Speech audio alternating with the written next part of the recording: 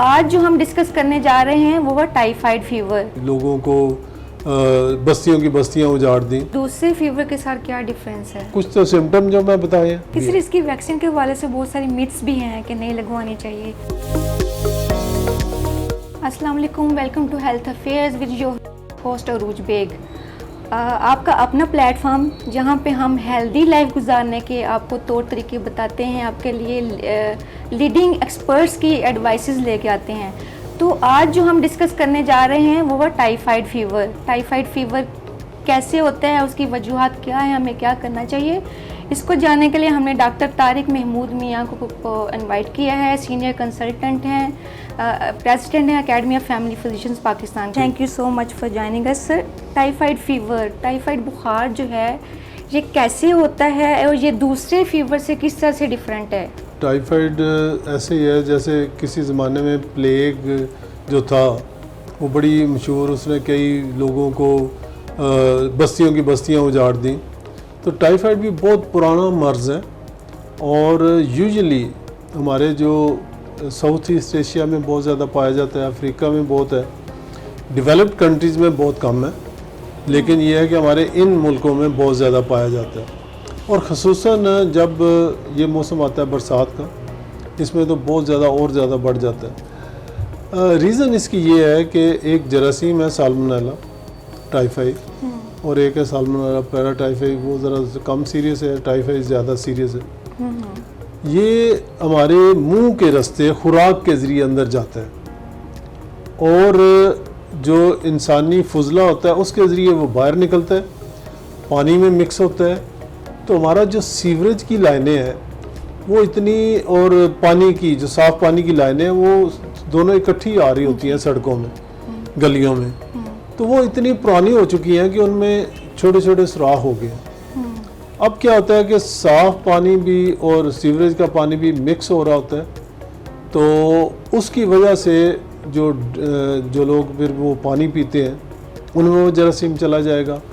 या फिर यह कि जो फूड हैंडलर्स हैं हमारे यहाँ अनफॉर्चुनेटली वॉशरूम इस्तेमाल करने के बाद साबुन से हाथ धोने का तसव्वुर बेशुमार लोगों में नहीं है, और पर्टिकुलरली जो फूड हैंडलर्स हैं जिनके लिए बहुत ज़रूरी है, वो भी छोटे छोटे जो रेस्टोरेंट हैं उन्हें वो अवेयरनेस ही नहीं है, और वो वहाँ से होके आते हैं, आके साथ ही सलाद काटना शुरू कर दिया, साथ ही रायता बनाना शुरू कर दिया। तो वो चीज़ें जो अनकुक्ड हैं, जो तो कुक्ड होती है ना, उनमें तो जरासीम किसी हद तक, सब में नहीं लेकिन ज़्यादातर वो मर जाते हैं। लेकिन ये है कि जो ये रॉ है, सैलड हो गया, आपका रायता हो गया, आपने लस्सी बना ली, आपने दूध दे, तो मिल्क प्रोडक्ट्स ज़्यादातर जो है ये फैलने का बहुत बड़ा सबब बनती है। इसी तरह जो मक्खियाँ हैं, जैसे ओपन फ्रूट कटा हुआ पड़ा है, तो वो हर जगह पे, हर गंदगी पे बैठती हैं, वहाँ से जरासीम उनकी टांगों को लगे, उन्होंने जाके जब फ्रूट पे बैठी वहाँ पे ट्रांसफ़र कर दिए, वो जिसने खाए उसको भी ये, तो ये इन्फेक्शियस डिजीज़ है, वाटर बॉर्न डिजीज़ है। अच्छा, इसमें क्या होता है कि इसकी 4 स्टेजेस है। पहले हफ्ते में क्या होगा, बुखार होगा, और इसके फीवर का एक टिपिकल नाम है step ladder pattern. Step ladder pattern क्या है कि आज 100 है, कल 101, 102, 103, 104, ये टेम्परेचर डेली बढ़ता जाता है, सही, पहले से ज़्यादा होता जाता है। और टाइफाइड का लफ्जी मतलब है हाई ग्रेड फीवर, ठीक है जी। तो लिहाजा इसमें 104, 105 बुखार होता है, हेडेक होगा, आपको वॉमिटिंग हो सकती है, उसके बाद पेट में इसके जो अलामात हैं उनमें बाज़-औक़ात पेन एब्डोमेन होता है, डायरिया भी हो सकता है, कॉन्स्टिपेशन भी हो सकती है। तो क्या होता है कि वॉमिटिंग भी हो सकती है, फिर चिल्स और राइगर्स यानी कपकपी भी हो सकती है जब तेज़ बुखार होगा, और जिस्म में दर्दें बड़ी होंगी, हेडेक होगा। तो ये अगर तो अभी ये शुरुआत ही है और आपने ट्रीटमेंट शुरू कर दी पहले हफ्ते में ही, तो पेशेंट ठीक होना शुरू हो जाएगा अगर वो सेंसिटिव है उस दवाई को। सही। लेकिन अगर वो ठीक नहीं हुआ तो दूसरे हफ्ते में क्या होता है कि इंटेस्टाइन के अंदर हमारी ना ये जाके इंटेस्टाइन में ज़्यादातर ग्रो करता है। इंटेस्टाइन्स के अंदर पेयर पैचेस एक ना लिम्फाइड टिश्यू है जो इम्यूनिटी बनाता है, उसके अंदर जाके ये ग्रो करता है और वो साथ पेयर पैचेस को भी ग्रो करना शुरू कर देते हैं, बढ़ना शुरू हो जाता है। उससे क्या होता है कि पेन एब्डोमेन शुरू हो जाता है। अच्छा, अगर आपने फिर भी कोई ट्रीटमेंट ना दी तो तीसरे हफ्ते में इंटेस्टाइनल ब्लीडिंग हो सकती है, इंटेस्टाइनल परफोरेशन हो सकती है। और किसी ज़माने में जब एंटीबायोटिक भी इतने अच्छे नहीं थे तो टाइफाइड के मरीज अक्सर इंटेस्टाइनल परफोरेशन की वजह से, सेप्टिसीमिया की वजह से मर जाते थे।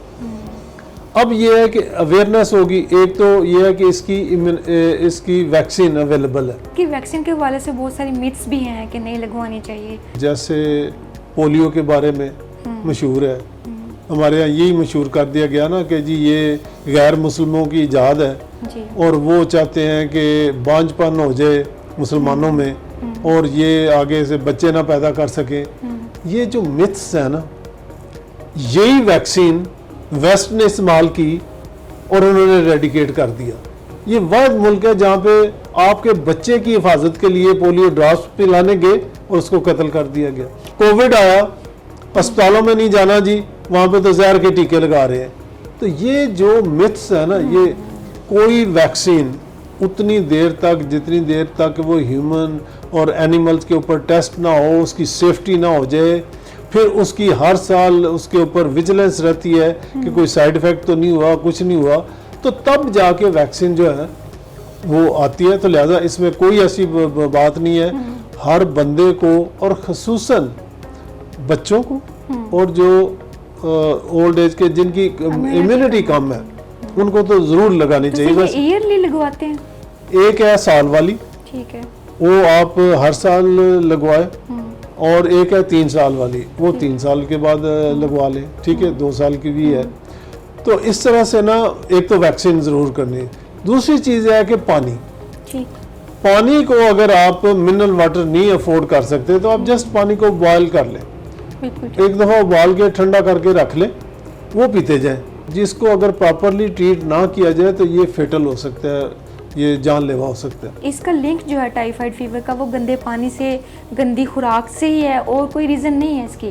क्योंकि ये सिर्फ ट्रांसफ़र होना है ह्यूमन से ह्यूमन टू ह्यूमन, ठीक है ना, और उसके ट्रांसफ़र के सिर्फ यही है कि उसने एक्सक्रीट होना है उसके स्टूल में। तो वो जहाँ पे भी अगर उसके हाथ को वो गंदगी लगी है, उसने प्रॉपरली साफ़ नहीं किया, आगे देखें खुराक बंदा खाएगा ना, उसके जरिए अंदर जाना ना, पानी हो गया, गंदी खुराक होगी तो अच्छा। फिर एक बड़ी इसमें इम्पॉर्टेंट चीज़ है, वो ये है कि जो फूड हैंडलर्स है ना दूसरे मुल्कों में, ये है इसका एक प्रॉब्लम ये है कि बंदा ठीक भी हो गया फिर भी हो सकता है साल तक वो कैरियर हो जाए, वो जरासीम उसके स्टूल में से निकलते जाएं और दूसरों के लिए इन्फेक्शन का सबब उसी तरह है। कई इन्फेक्शन होते हैं, इन्फेक्शन खत्म तो अब वो कैरियर नहीं हो सकता, लगा नहीं सकता।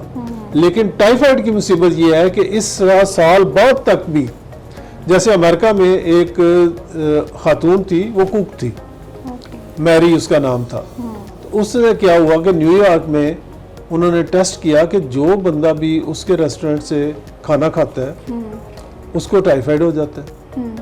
अच्छा, उन्होंने फिर उसको ना क्वारंटाइन कर दिया, अंदर अलहदा कर दिया कि आपने खाना नहीं बनाना। अच्छा, उसने समझा, जो महीना 2 गुजरे, उसने कहा मैं तो ठीक हूँ, मुझे तो कोई है ही नहीं मर्ज, क्योंकि कैरियर थी। तो उसने दोबारा खाना बनाना शुरू कर दिया। तो कई तकरीबन 3000 के करीब लोग इन्फेक्ट हुए, जिनमें से कई मर गए, क्योंकि उस ज़माने में अभी इतना नहीं था, 1880 की बात है। तो उन्होंने फिर उसे परमानेंटली ना बैन कर दिया कि आप फूड नहीं बनाओगी। अच्छा, इसी तरह हमें भी ये करना चाहिए कि गवर्नमेंट को ये करना चाहिए, या जो फूड डिपार्टमेंट है, कि जितने भी रेस्टोरेंट्स हैं उनके तमाम मुलाजमीन के स्टूल टेस्ट कराए जाए, उसमें देखा जाए कि ये कैरियर तो नहीं है। अगर कैरियर है तो उनकी प्रॉपर ट्रीटमेंट करके जब वो फ्री हो जाए, जर्म फ्री हो जाए, तब उनको फूड को हाथ लगाने की इजाज़त दी जाए। हैंड वाशिंग जो है वो इंतहाई ज़रूरी है। कोविड के दिनों में टाइफाइड कम हो गया था, रीज़न ये है कि हमने हैंड वॉशिंग बहुत शुरू कर दी थी, लेकिन अब फिर हम सुस्त हो गए। पता कैसे लगेगा कि मेरा टाइफाइड जो है ना वो ख़त्म हो गया, अगर वो पॉजिटिव ही रहता है तो? जैसे हेपेटाइटिस सी है ना, उसका जरासीम अंदर एंटर हुआ तो आपने वो आपका जो एलाइजा मेथड है ना, उससे वो पॉजिटिव हो गया। अब वो सारी ज़िंदगी पॉजिटिव, उसका मतलब क्या होता है? ये इंडिकेट करता है कि आपके अंदर एंटीबॉडीज़ बनी, उसके खिलाफ एक जरासीम एंटर हुआ था। अब वो एक्टिव है कि नहीं है, उसका पीसीआर करवाना पड़ेगा, उससे पता चलेगा कि एक्टिव है कि नहीं। इसका ये है कि अगर एक तो पहले सिम्टम ही अगर कोई नहीं, इसका मतलब है बंदा बीमार नहीं। अब हमने कैरियर देखने के लिए उसका स्टूल एग्जामिनेशन करेंगे, उससे पता चल जाएगा। अच्छा, इसमें एक चीज़ है कि शुरू में ये 300-400-500 तक हो जाता था। अब जो XDR टाइफाइड है, जो हैदराबाद में शुरू हुआ, फिर पूरे सिंध में फैला, फिर पंजाब में फैला, तो उससे बहुत ज़्यादा मरीज़ मुतासर हुए, कुछ हलाकतें भी हुई। अब हमें क्या करना पड़ेगा, और उसमें जो 2 दवाइयाँ रह गई हैं वो तकरीबन लाख से ऊपर ट्रीटमेंट चली जाती है अगर टाइफाइड को ट्रीट करने के लिए। हाँ जी, XDR टाइफाइड जो, और इसलिए मैं कहता हूँ कि लोगों को प्रॉपर डोज लेनी चाहिए, क्वालिफाइड डॉक्टर को दिखाना चाहिए।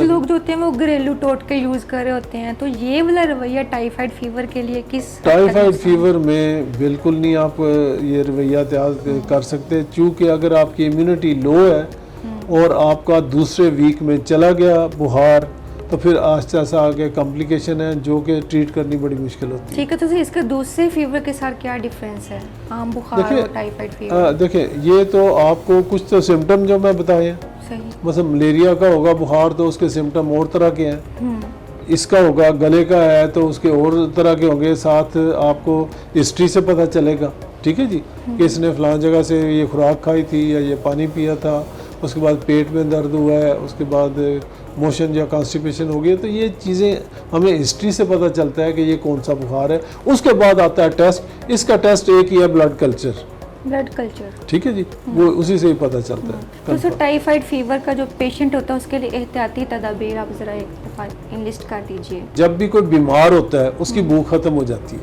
बिल्कुल ऐसे। ये अल्लाह ताला की तरफ से एक डिफेंसिव मैकेनिज्म है, वो ख़त्म जब होती है तो क्यों अंदर ऑटोफेजी का एक प्रोसेस होता है, जब पेशेंट नहीं खाता कुछ ऑटोफेजी शुरू हो जाती है और वो जरासीम प्लस और जितने जहरीले मादे हैं उसको पेशेंट ख़त्म करना शुरू करता है। हम ठोस रहे होते हैं उसके, नहीं खाओ खाओ खाओ खाओ। दूसरा एक ये है कि इसमें रोटी बंद कर दी जाती है, बहुत मिथ है, बड़ी कॉमन है कि नहीं जी वो अंतड़ियाँ फट जाती हैं रोटी से, लिहाजा आपने दलिया खिचड़ी खाना है। बिल्कुल गलत, कोई रोटी से नहीं फटती, वो फटती थी तीसरे हफ्ते में जाके जब आपने ट्रीटमेंट नहीं कराई तो। लिहाजा आपने उसको कोशिश करें जब वो उसको भूख लगे तो उसको दे, और उसका अगर दिल कर रहा है रोटी सालन पे उसको दें।